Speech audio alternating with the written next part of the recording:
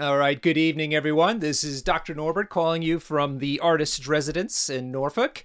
Hope everybody's having a great day and enjoy the Season 9 finals that we streamed earlier this week. We are here today to talk about the survey results from the community to help us understand how we should proceed for 2023 with the league. And with me are a number of people who are my fellow tournament organizers for the league. We have some of the current members with us, and we also have the two new members who have decided to join us. So I'm going to now start sharing a bit of a slide presentation to help us discuss this, and I'll at the same time then be able to show everybody what the team is going to look like, and the new people can introduce themselves. So just give me a moment. Oop. There we go. And hopefully people can see this. I'll make it just a bit bigger if I can. There we go. Okay, cool. Great. And that means I need to go look at the slides. All right. So first of all, big thank you to everybody in the community for supporting us. Ooh, why did this thing freeze? Oh no. Okay, I don't know what happened there. Wanted a big thank you to the community for supporting us with this. We had 126 respondents to the survey, which is a really nice sample size. And we're going to go do a little bit of a preamble, then go through the data, and then have a discussion around our conclusions and what we're going to do in 23 as a result. So let me get started. Right, so here's the 2023 MCP TO team. I'm going to be taking officially the role of the head TO next year. And then we have each of the TOs responsible for each of the different brackets that we have in the league. So for the West bracket is one of our new members, Carl, also known as Venport. Carl, why don't you say hello now and introduce yourself? Yeah, I'm Carl Boffman. I live out in Sacramento, California, and been playing MCP for about a year. So it's exciting to be able to help you guys out. Cool. And then in the central bracket, we also have a new member, and that is Shadow Marvel. Say hello.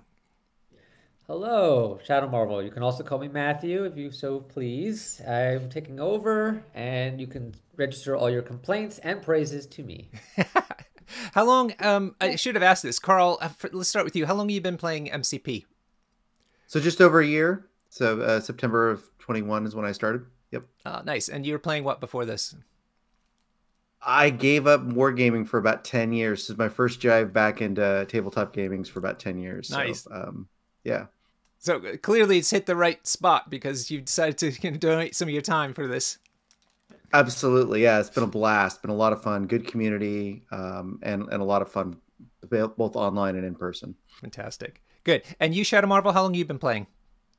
I've been playing, I think, about 2 years. I started when the X-Men came out. I didn't come in because of the X-Men, but I started when they came out. Yeah, likely story. I don't own a single X-Men box. Not a single X-Men box.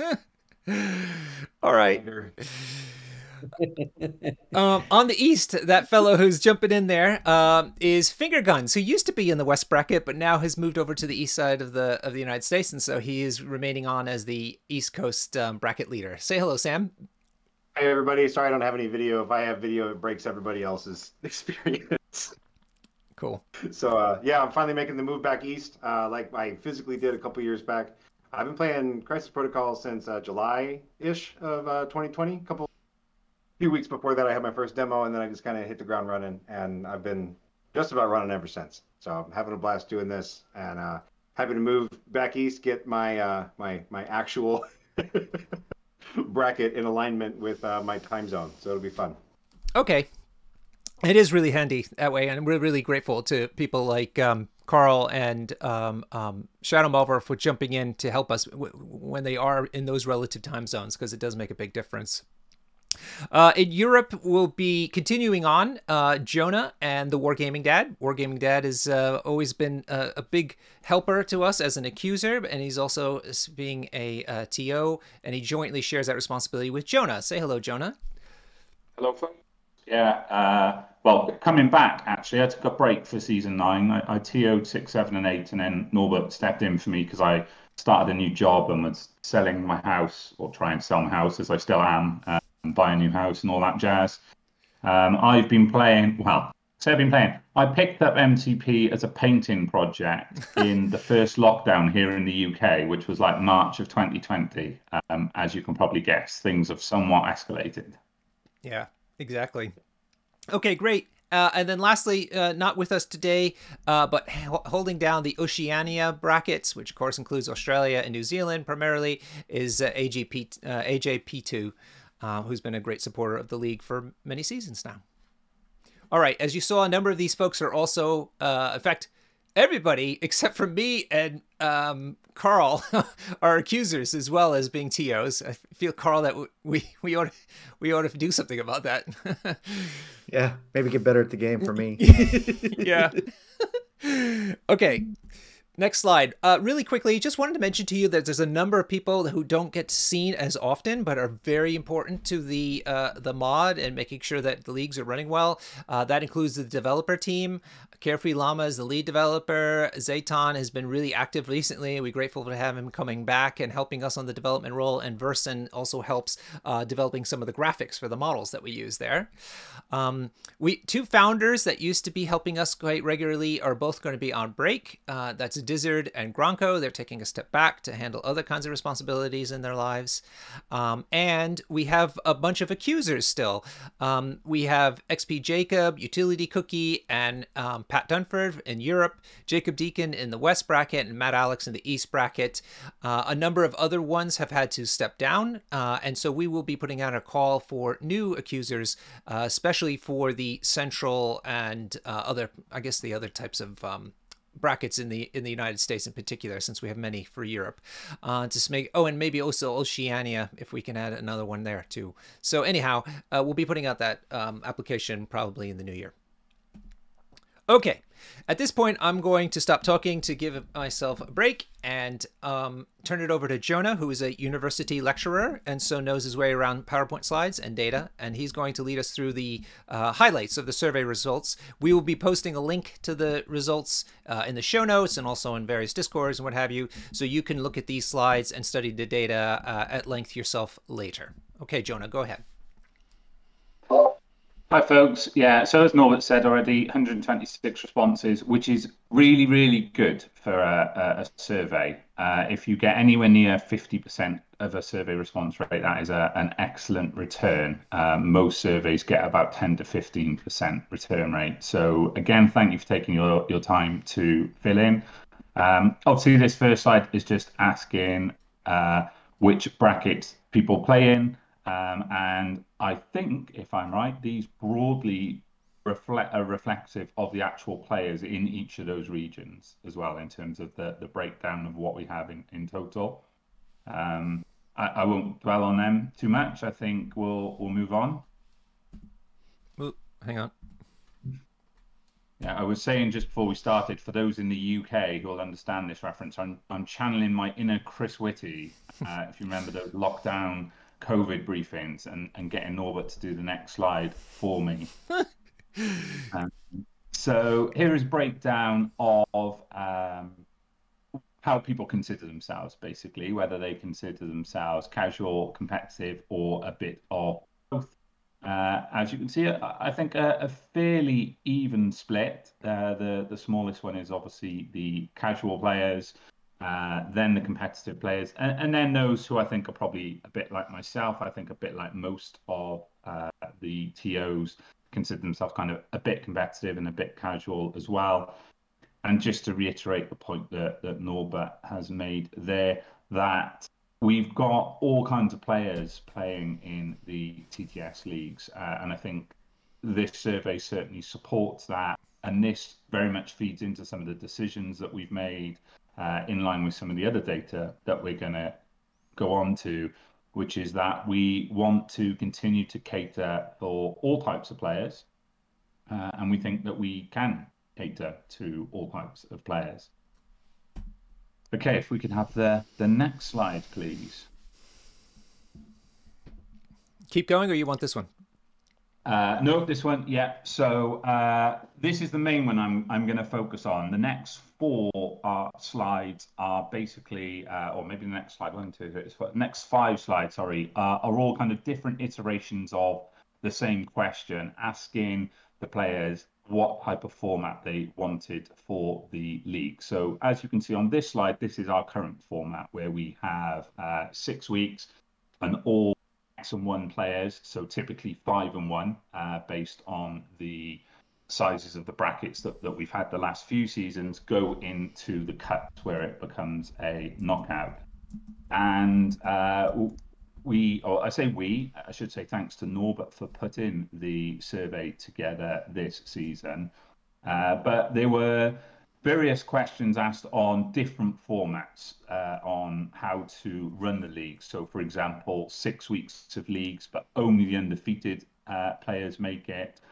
Not having a cuts at all, reducing the league play to 4 weeks, and then having all X and 1s and a bigger elimination bracket, and also just having 4 weeks of league play and no elimination bracket. So I don't want to go through every single one of those slides, but the main one to highlight is this one, which is had the biggest response. As you can see, the scale is 1 is no, I don't really like that at all, to 5, I really, really like that. And this is the one that won out quite comfortably, I think, and is going to inform the main decision, which is that people enjoy the 6 weeks of league play, and they don't want to move to a system where only undefeated players make it. I guess a lot of the reasoning for that was in some of the free text comments was that it might get people to just kind of lose interest, particularly the more competitive ones, as soon as they've lost a game. Mm-hmm. So this was we were taking 4 and 5 here as being our main metric, as being in kind of favour for it, with 3 kind of on the fence, neither agree or disagree.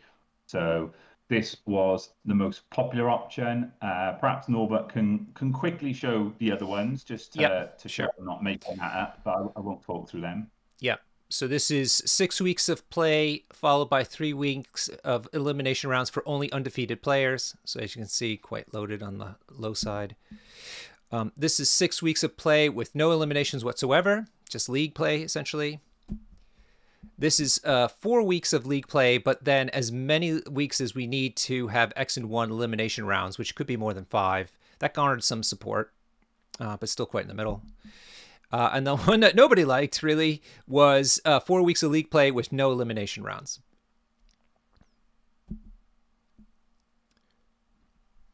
Okay, so this one was, as you can see, about how many leagues we should run next year. And fairly overwhelming favourite is to follow what we've been doing at the moment, which is to run 3 leagues. I'm sure those of you who played this season, particularly those who made cuts, will appreciate that we started quite late. We kind of bumped into Christmas. It did make some of the scheduling a little bit awkward. And as you'll see towards the end, I think we've resolved that for 2023. But clearly, the vast majority of the community wanted to keep with the 3 leagues, with a few so small that it won't even show the percentage in Google Slides. Madheads that wanted 5 leagues next year. Yeah. I presume they wanted the smaller ones rather than the 6-week ones.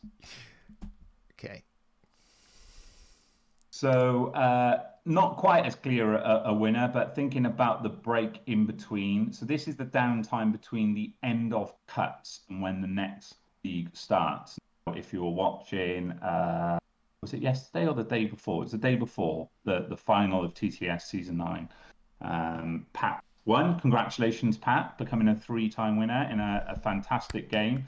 If anyone hasn't watched it, I really would watch it. It was an absolute masterclass from Pat and Suzume in kind of control and staying in the game. It was brilliant. And you've never seen so many frog emojis in one place. But yeah, this is, as you can see, about the gap in between. A fairly sizable minority for 1 to 2 weeks, but the big winner, if you like, here was to have 3 or 4 weeks between when the cuts end, so when we crown our season 10, as it'll be, finalist in 2023, and go on to season 11. Okay, I can't remember what we've got next. Rosters, yes. Okay. So a bit like the format of the weeks, I'm just kind of going to give a quick overview of these, and we'll kind of focus on the most favored one. And then we'll come back to this when we talk about the decision that we've made. But essentially, there were four options: a kind of locked roster with an opportunity to change, and then new rosters for the cuts, completely open, as we had this season for the league and the cuts, and different iterations of those. If perhaps Norbert can just whiz through this one and the next one, Yep. and then stop on the third one, which is the one that got the most favor, which was slide 15. Okay. I feel like I'm your graduate student to your lecturership at wherever, Cambridge, Oxford, I forget which of the universities you're at. Maybe both. No, they're quite as prestigious. Nottingham Trent University. This is locked rosters with no opportunity to change them until the elimination rounds start. Fairly undesired. This is locked roster with an opportunity to change it halfway through the leagues and then at the start of the elimination round, which is essentially the old way that we used to do this, and that's kind of weighted middling towards high. This is open rosters in the league rounds, but locked rosters in elimination rounds. Massive support there, as you can tell. And let me just do the last one. I'll come back to this, Jonah. The last one was open rosters that can change from week to week in both the league and the elimination rounds. Surprisingly, not favored whatsoever by the community. So going backwards now, this is the one that we felt was the winner. Do you want to comment? Yeah, I was surprised by this, actually. I think this was the most surprising finding from the survey, because open rosters seem to be pretty popular. But as you can see, there is a support for opening league and then locking it in the elimination rounds. And I think that feeds into this casual competitive format that we're going for. I think I speak for all the TOs that we view the league as like your regular game night that you go to down at the local shop, where you just take whatever you want, and that might be something really competitive because you're practicing for a tournament, or it might be a new affiliation that's just dropped, or some new models, or whatever. And then the elimination round is the much more kind of competitive environment. It's the kind of, you turn up for a day or for a weekend and you play the same roster and duke it out to try and get crowned the winner of that event. So that is the most popular one. But we have some further comments to make on that, which we'll make in the summary. Okay. Yeah, I think we just got a few more, haven't we? Yes. Yes. I'm not a content creator, so can I leave you to do this one, Norbert? Yeah, sure. So this is kind of asking the same question, but a different way to help people understand why locked rosters might be useful or not. Basically, this is asking, we want to have the game growing. We want to have the leagues have an important part of that role. Do content creators help it grow and for people to get understand that it exists, or and hence having locked rosters helps those content creators because they can then take that database and talk about it? Or is having locked rosters actually more of an impediment because more people would rather have open rosters so that they could play wherever they want, just like they would at their local game shop and what have you? And so we asked the question, do you think having locked rosters which allows content creators to have stats to discuss the game helps grow it? Or do open rosters actually make it grow because people are more easily able to join? And the results were almost identical, half and half. 51 or almost 52%, so slightly more than half, said it's better to have open rosters, whereas the other one was having locked rosters for content creators' purposes. In the UK, we call 52% a clear majority.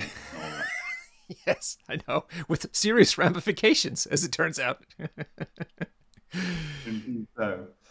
Okay, so this again is about the elimination round and how we go about pairing players. We've used a couple of different systems across the different seasons, and this is relatively evenly split between seeded and random. Although, oh, sorry, not just normal random, a random with avoiding same bracket pairings, because there's a fairly high chance that people who've made cuts will have played at least one other person that has made cuts as well. So I won't dwell on this one because, again, this is one we are going to come back to. But I'll just make the point that when we talk about seeded here, because of the software we use, we can't seed it all into one big bracket. So it would be seeded randomly afterwards. So everyone, once we've got our perfect 32 or 16, it would be everyone would be randomly allocated to one of those, and then it would be then seeded through from 1 to 16 or 1 to 32. But it wouldn't be based on league performance. It would be random in the seeding, but it would allow people to see the path through the knockout rounds. And I know lots of people have had fun using challenge to predict who's going to be the winner in a given season. And it also makes scheduling a little bit easier as well if you know who two possible opponents are if you win in one of the knockout games. But we will come back to that again. Okay, 1 second. No problem. Okay. So there we are. We're going on to everybody's two favorite discussions now. And then we're going to talk about Longshanks. So we introduced chess clocks, I think, a couple of seasons ago, maybe two. Yes. Just the elimination rounds. And I think the data speaks for itself quite clearly here. Again, along with the next couple of questions we're going to look at, emphasizing that the league is really the much more casual, kind of laid back, don't want to put pressure on players compared to the elimination rounds or the cuts, which are a lot more competitive. So people just want to use chess clocks in the elimination round. That was the clear favorite, with using them throughout the whole or not using them at all, each getting, 25% of the votes. So we will be continuing with chess clocks, I think. Yep. Okay, Longshanks. Again, the second favorite debate when it comes to MCP, I think. PTO closing down has kind of forced our hand a little bit, because I do think Longshanks is the best software out there in the absence of PTO. But this is two questions. So this one and the next one, whether we use Longshanks for the league and whether we use it for the knockout rounds for the cuts. As you can see here, the preference with, well, a draw actually with 36.5% was either don't care or have it as unranked. So it doesn't count towards your player rating if you care or don't care about that in the league. And if we flip to the next one quickly, please, Norbert. As you can see, again, there's a clear preference here that for the elimination rounds, it should be a ranked event. Again, the elimination players getting no leeway from the community. No, although we do have some comments about that, which we'll come to. I don't want to dominate the conversation. It's the last slide. That slide. Okay, so what do we do in between? We've had over 300 people play in some of our leagues, regularly over 200 now, and obviously only a fairly small number of those go on to make the cuts. So this is about what we do for those people. And you can see there's kind of various options here of the possibilities, but the two that have led, they're more or less equal, are just doing a regular league, 4 weeks, open rosters, that's it, or doing what happened in between seasons 8 and 9, which is the second chance format, which is, again, 4 weeks, open rosters, but the winners of each of those get the opportunity to go into the cuts automatically in the following season, although there are some kind of rules and caveats around that I won't get into now. Okay. That's me with the data. Yeah. Thank you so much, Jonah. So I'm going to go show now a summary slide. Sorry, just really quickly that you can also see people's open responses. We had 2 questions that had open response possibilities, which were about collecting league stats and also other ways to improve the league. If you click that link there, it'll go to a Word document that'll allow you to read those. But they more or less reinforced what we learned from the quantitative data. So no changes based on what we learned there, although it was helpful. Right. So let me do a summary, and then we'll open it up for a group discussion. So the decisions that we've kind of made based on the way this league, the way the data was presented to us was as follows. We will continue using the 6 league weeks, followed by the X and 1 elimination rounds, as we've been doing almost since the inception of the leagues. We'll be doing 3 leagues a year with about 4 weeks between them. And we will do open roster for the league weeks. And then a bit of a hedge on our parts. We will then, once we have all the qualified players known, we will do a quick vote with them, anonymous vote, where they can answer whether they want to do open or locked rosters. And secondly, whether they want seeded pairings or just random pairings. Okay, and we'll discuss this. We will not rank the league weeks on Longshanks, but we will rank the elimination rounds. We won't enforce putting in full Longshanks information input after games, just at the score or the winner. Although we encourage people to put that data in, but it won't be mandatory. And lastly, for Beta Splendens, we will run 1 open roster 4-week league for casual play, alongside one of a second chance league, as Jonah talked about. And we'll see how signups go for both of those, and then we'll consider whether we want to do alternative rules leagues later in other seasons in the year, dictated basically on popularity of the ones that we're running here. So we're starting off basically with pretty normal stuff, and depending on how popular those are, we may or may not continue doing them for seasons 11 and 12. All right, I'm going to then minimize this and make us bigger instead. If I could remember how to do that. Nope, don't want that. There we go. And yeah, cool. All right, so that's us now. So who would like to start? Anybody have any particular points that they wanted to make? It sounds like Shadow Marvel. You look like you're eager. I'm always eager. All right, tell me. Eager. I would say, just the one thing I would say is, I think this is to the content creators out there. I think that content creators can be very vital and important to the community and in getting people to join the league. And I don't think the stats are necessarily what would draw people to the league, because most of those stats come in after the league has already started. So anyone who comes in because of that conversation is probably coming in the halfway mark or a little bit into it, which is also important as well. But I think it's also important for all content creators to just hype up the league, talk about it, many of them have been a part of many seasons. They can talk about it, talk about what they're going to do.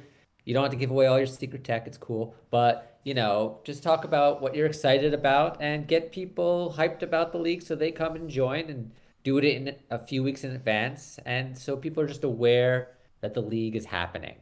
And I think that would be the best case for recruitment to people joining the community.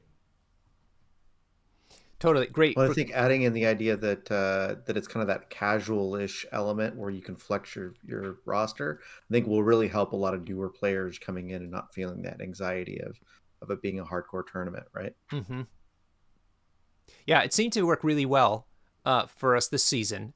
And as a side note, although it might sound self-serving, it makes our jobs as TOs way easier when it comes to new releases, and errata, and new crises, things like that, because basically we can flex those in at the end of a given week instead of having the hard decision of whether to change the entire season or keep the season under old rules.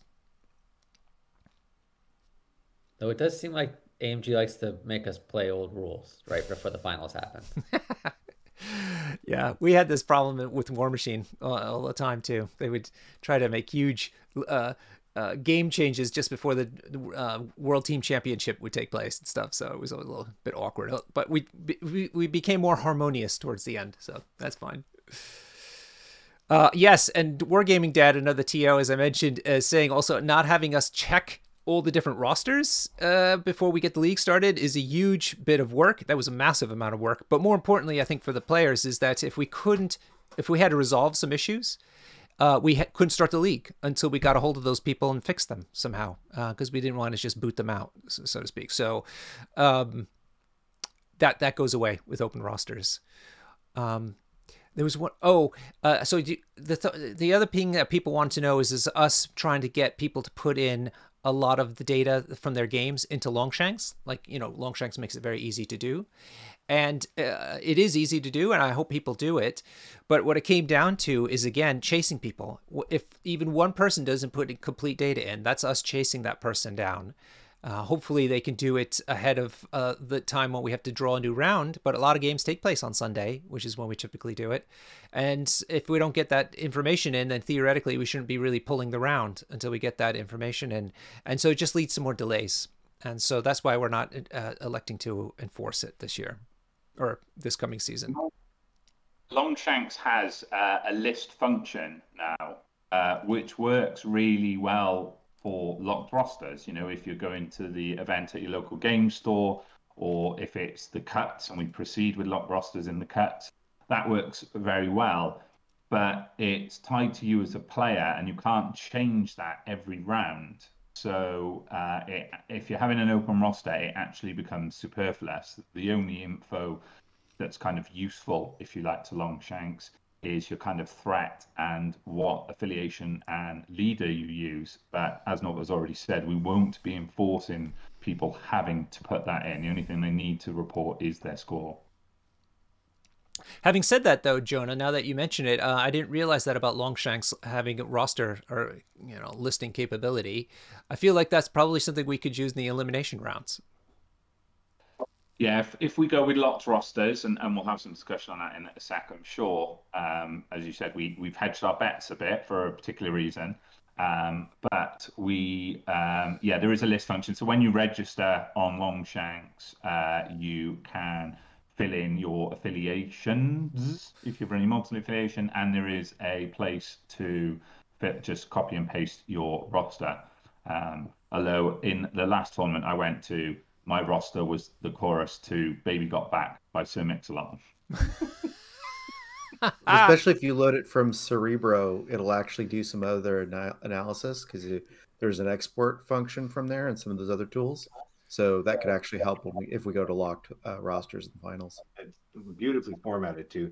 I think the last point that I'd have to share with everybody on this particular aspect of how we're running the leagues is, just like everything else we do in miniatures gaming, it's easy to lose track of over TTS, but this is a combined effort between at least two people when you're playing these games. And so if it's important to you that your data is getting tracked and that you want to see people tracking that data, just like we decide whether or not something is a size 3 piece of terrain when we're looking at a board in real life, we can talk to, and we often talk to each other after our matches for 5, 10, 15, 30 minutes.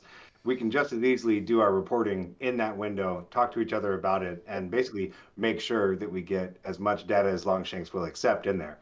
The point that I think Norbert's made is that we're not chasing anybody to get that data. That's why we're not enforcing it. But we can push each other to be good players. There's nothing wrong with that. I'll be highly encouraging the West Coast to have the data correct. So we'll see how far I go with that.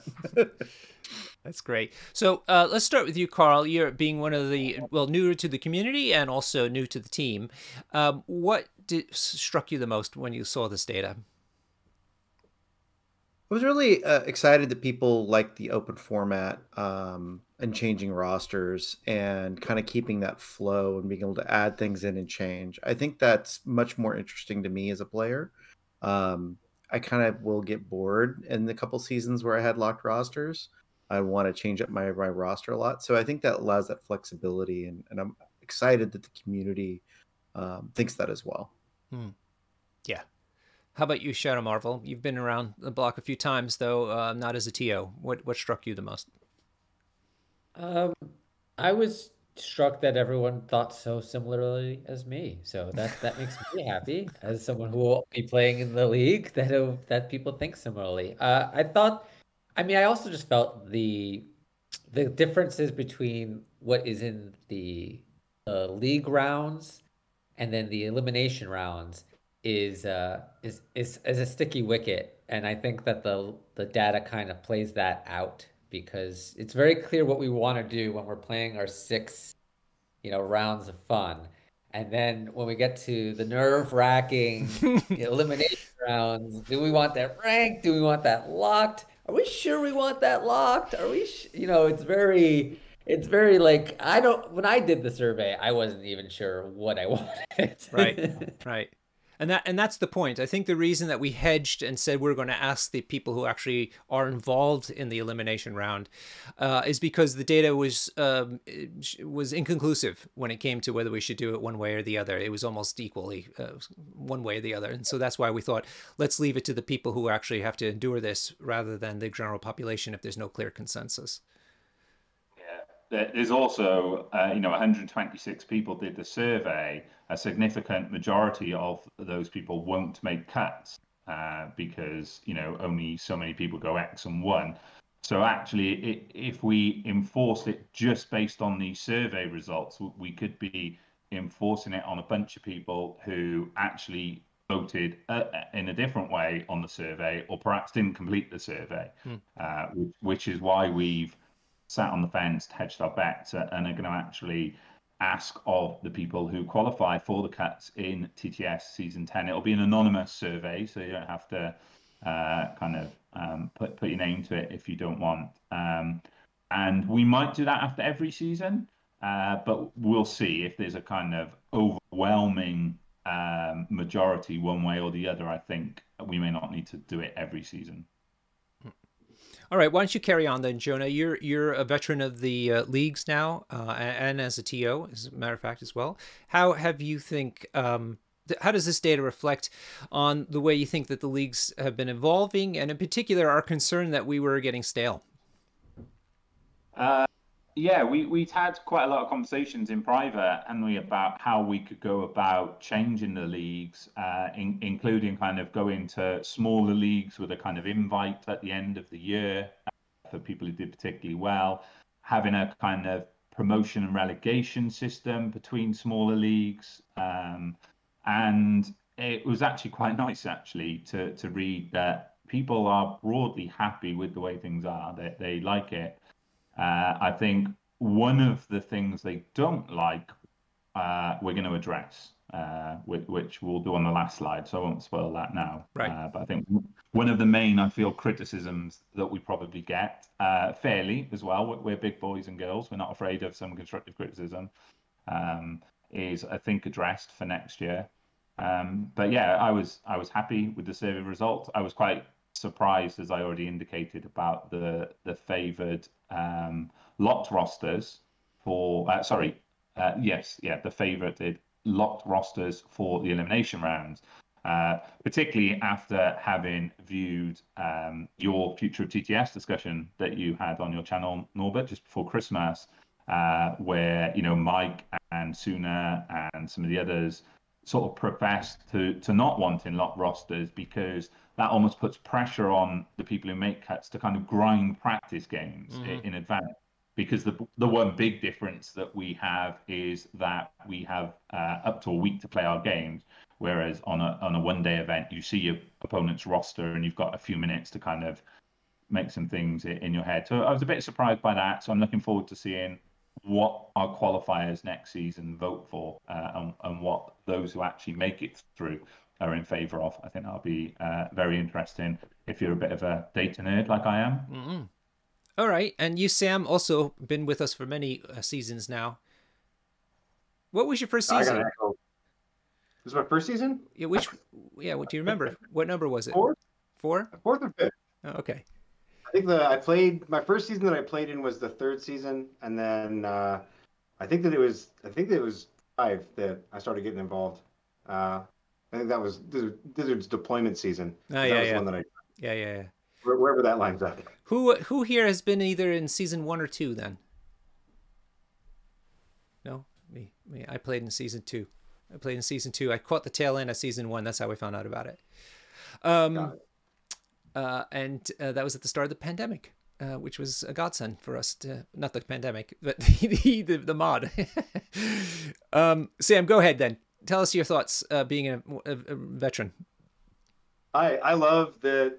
I feel like over the time that I've been involved with this, more than once it's been stated that there was some overreach by the TO team, and I feel that what we've done over the past few seasons has been trying to refine the product again and again and again, and it's really nice to just echo pretty much what everybody else has said. It's really nice to see that we're on the right track with a lot of this. I also found the do as I say, not as I do rosters for the league rounds and then closed rosters for the cuts seemed kind of hilarious. But I'm glad that we're leaving that up to the finalists to decide. Yeah. I mean, for me, it was the concern that we're not doing what the community wants. We're not evolving with the community, and so just hearing from you all gave us a lot of reassurance and also a couple of minor tweaks to help make things better. And that was my biggest concern is that we're doing something that's not going to be popular because we're just out of tune with the community.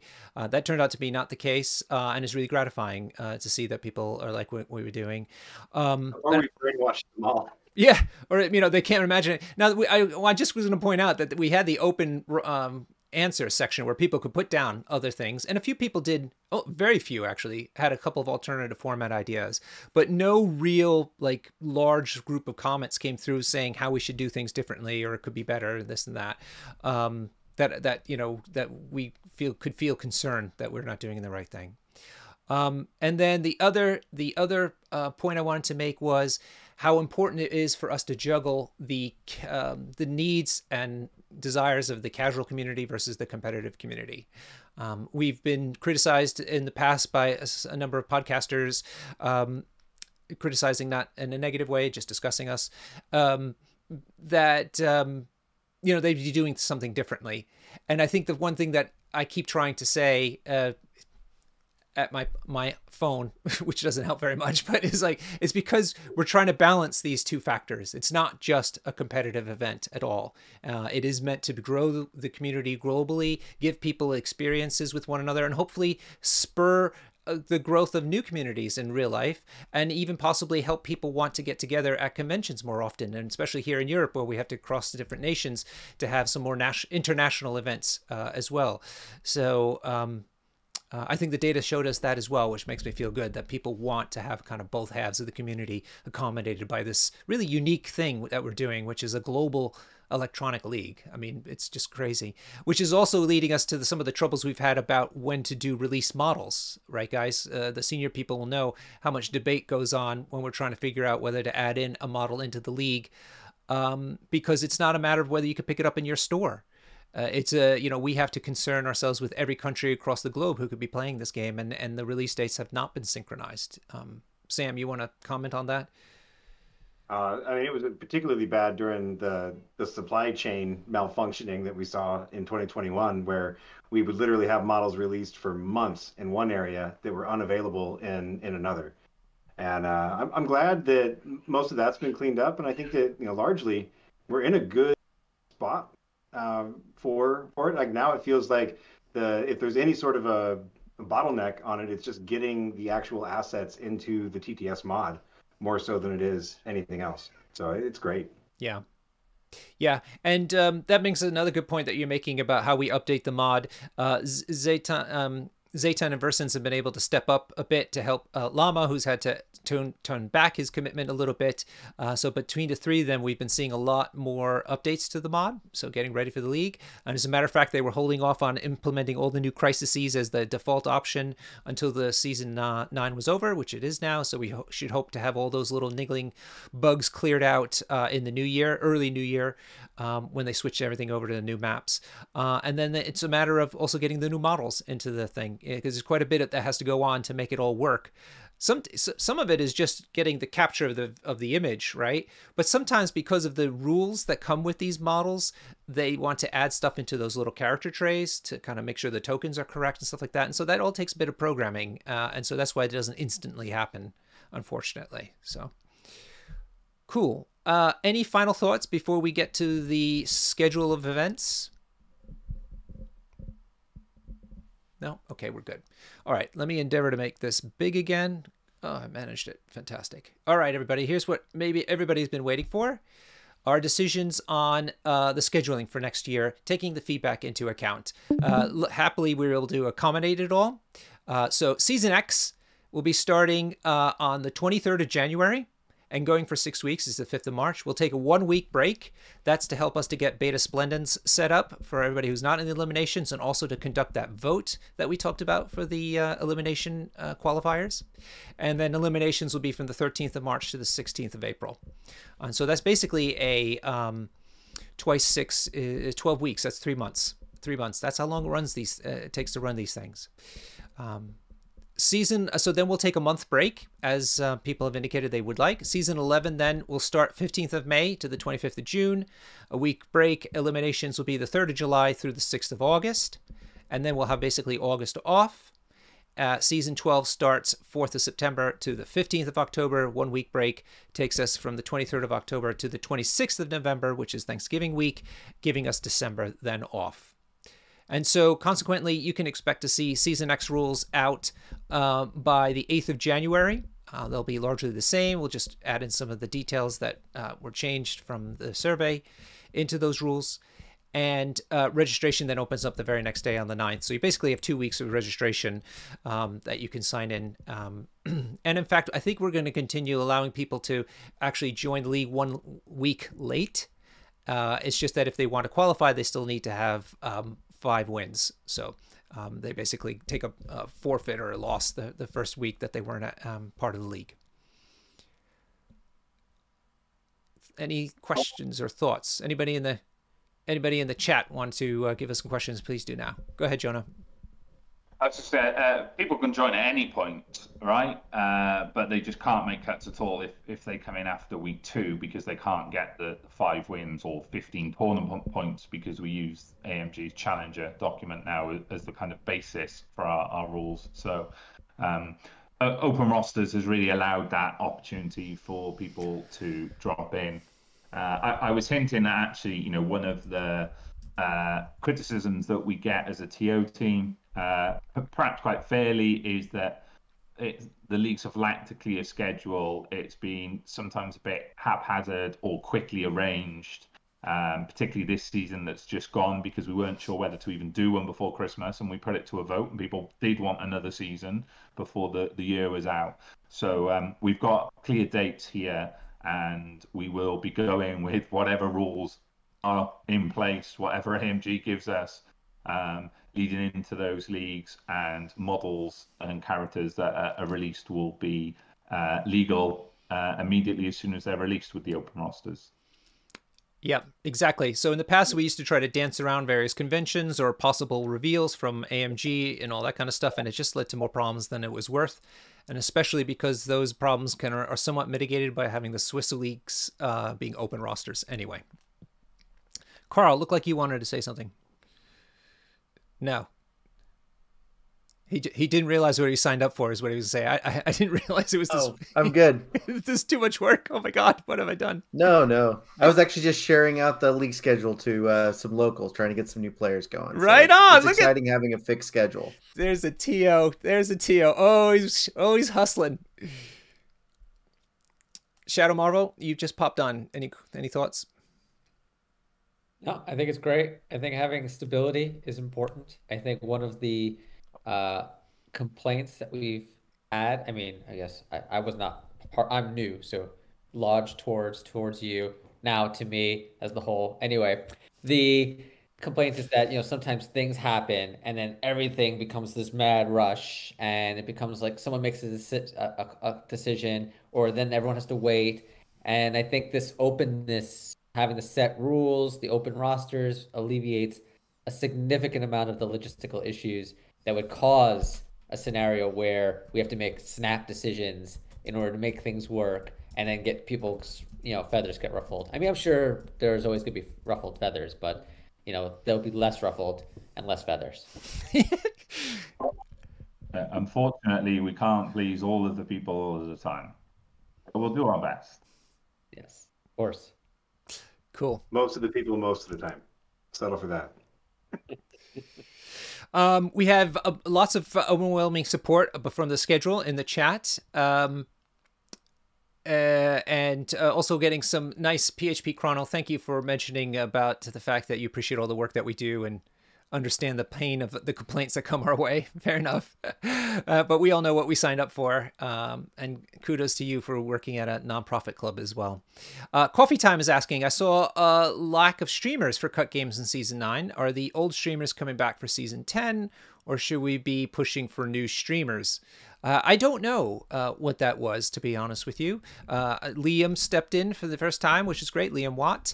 And also Simple Minds Gaming, or Simple Math Gaming, that's it. Did a few streams. But yeah, some of the older ones, the more established ones hadn't. And I can't say why. I think partly it might be taking a break from the game until the new Crisis showed up. But that's conjecture on my part. So we'll see.